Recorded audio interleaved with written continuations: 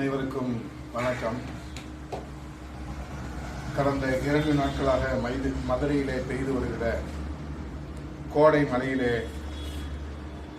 மதுரை தத்தளித்துக் கொண்டிருக்கின்ற ஒரு நிலையை நாம் பார்க்கின்றோம்.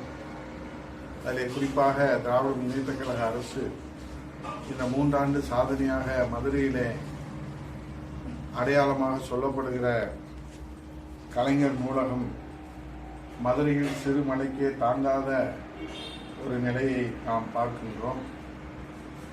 இந்த நூலகத்திலே மீண்டும் தண்ணீர் புகுந்துள்ளது. அதை அவர்கள் மறுப்பார்கள். அதனால்தான் அவருடைய புகைப்படத்தோடு இதை அரசினுடைய கவனத்திற்கு நான் கொண்டு வருகின்றேன். இந்த 2 பிரிவுகள் தற்காலிகமாக மூடல் என்கிற ஒரு சாதனையை நாம் பார்க்கின்றோம். தற்போதுதான் இந்த நூலகம் அரசின் சாதனையாக மாண்புமிகு முதலமைச்சர் அவர்கள் முத்துவேல் கருணாநிதி ஸ்டாலின் அவர்கள் ஒவ்வொரு பொதுக்கூட்டத்திலும் மதுரையிலே நாங்கள் கலைஞர் நூலகத்தையும் ஜல்லிக்கட்டு ஏறு தழுவுத அரங்கமும் கட்டியிருக்கிறோம் என்று சொல்லியிருக்கிறார்கள்.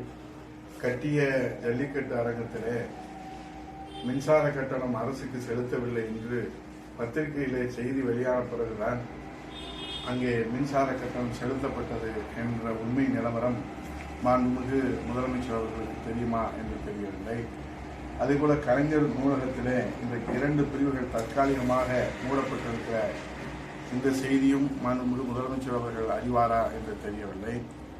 ஆகவே கலைஞர் நூலகம் மதுரையிலே கீழ்த்தளத்திலே உள்ள பார்வையற்றோர் பிரிவு மற்றும் கலைக்கூடத்திலே 2 தினங்களாக பெய்த கனமழையிலே மழைநீர் புகுந்திருக்கிறது. இதனால் தரைத்தளத்தில் உள்ள 2 நூலக பிரிவுகளும் தற்காலிகமாக மூடப்பட்டிருப்பதாக செய்திகள் வெளியாகியிருக்கிறது.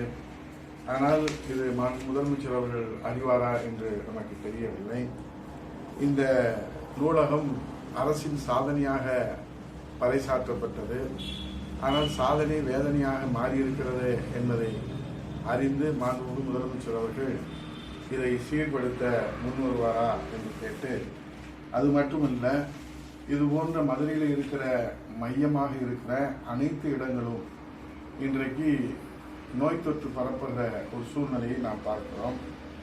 தொடர்ந்து பெய்து வருகிற மழையாலே காய்கறிகள் வாங்குவதற்கு மதுரை மாட்டுத்தாவணி மார்க்கெட்டில் நுழையும் முன்பே நோய்களை வாங்கும் நிலையை சீர் செய்ய மதுரை மாவட்ட நிர்வாகம் முன்வருமா என்று மதுரை மாவட்ட மக்கள் இங்கே வேதனையோடு தங்களுடைய கவலையை தெரிவிக்கிறார்கள். மதுரை மாட்டுத்தாவணி காய்கறி மார்க்கெட்டை பொறுத்தளவில் தினந்தோறும் 10,000த்திற்கும் மேற்பட்டவர்கள் அங்கே ஆண்களும் பெண்களும் வந்து செல்கின்றார்கள், பொருட்களை வாங்கி செல்கின்றார்கள். அப்படி செல்கின்ற அந்த நிலைமையிலே அங்கே போதிய கழிப்பறை வசதிகள் இல்லை என்று ஏற்கனவே மாண்புமிகு நம்முடைய முன்னாள் முதலமைச்சர் புரட்சித் தலைவர் ஐயா எடப்பாடி அவருடைய கவனத்துக்கு கொண்டு செல்கிற போது அதையும் அவர் உடனடியாக சீர்படுத்த வேண்டும் என்று அரசுக்கு கோரிக்கை வைத்தார்கள். ஆனால் அதை எந்த விதமான நடவடிக்கை எடுத்ததாக தெரியவில்லை. 10,000த்திற்கும் மேற்பட்டவர்கள் வருகிற அந்த இடங்களிலே இன்னும் போதிய கழிப்பறை வசதிகள் அமைக்கப்பட வேண்டும் என்ற கோரிக்கை நிலுவையில் இருக்கிறது.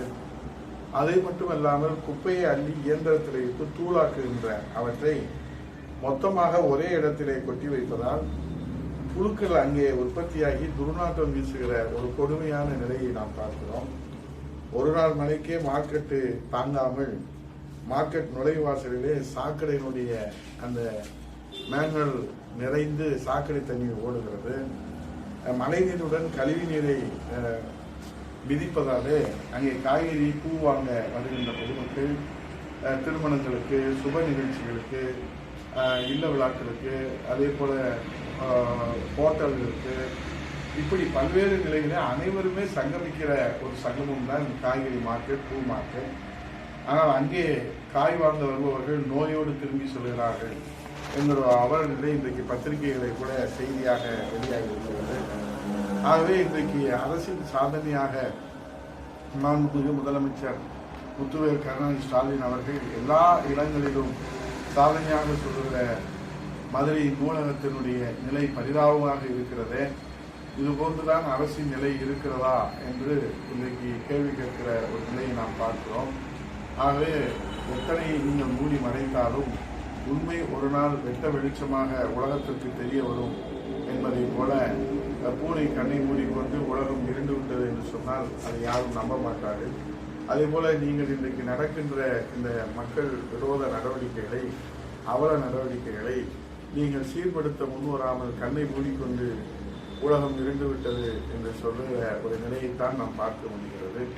ஆகவே இது போன்ற நடவடிக்கைகள் போர்க்கால அடிப்படையில் செயல்பட வேண்டிய அரசு தூங்கிக் கொண்டிருக்கிறதா என்கிற கேள்வி மதுரை மாவட்ட மக்களிடத்தில் எழுந்திருக்கிறது.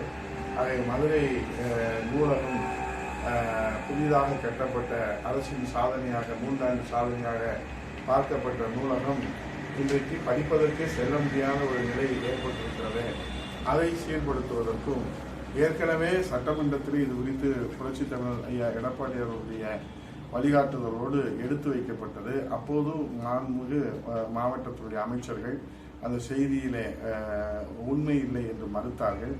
ஆனால் எங்கள் அப்பன் புதருக்குள்ளே இல்லை என்பதை போல இப்போது வெட்ட வெளிச்சமாக இந்த ஒரு நாள் மழைக்கே இங்கே 2 தளங்களில் கீழ்த்தளத்தில் 2 பிரிவுகள் இன்றைக்கு மூடப்பட்டிருக்கிற காட்சி, தண்ணீரை வெளியேற்றி பார்ப்பதற்கு இங்கே வருகிற அந்த மக்களை படிப்பதற்கும் நீங்கள் வசதிகள் செய்து தர முன்வருவீர்களா?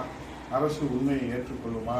கள நிலவரத்தை, யதார்த்தத்தை ஏற்றுக்கொள்ளுமா என்பதை கேட்டு தொடர்கிற இந்த கோடை மழையிலே மக்களுடைய உயிரிழப்பு இல்லாமல் நடவடிக்கை எடுப்பதற்கும் என் அரசு முன்வருமா என்பதை மாண்புமிகு கழகத்தின் நிரந்தர பொதுச் செயலாளர், வருங்கால முதலமைச்சர் புரட்சித் தமிழர் ஐயா எடப்பாடி அவருடைய வழிகாட்டுவதோடு இந்த கேள்விகள் எல்லாம், இந்த சந்தேகங்களையும், மக்கள் கோரிக்கைகளையும், மக்கள் எண்ணங்களையும், மக்கள் எதிர்பார்ப்புகளையும் இந்த அரசு முன்வைக்கின்றோம். நடவடிக்கை எடுக்குமா, முன்வருமா இந்த அரசு, அல்லது எப்போது போல் இதையும் தட்டி கழிக்குமா என்பதை கேட்டு விடைபெறுகிறேன். நன்றி, வணக்கம்.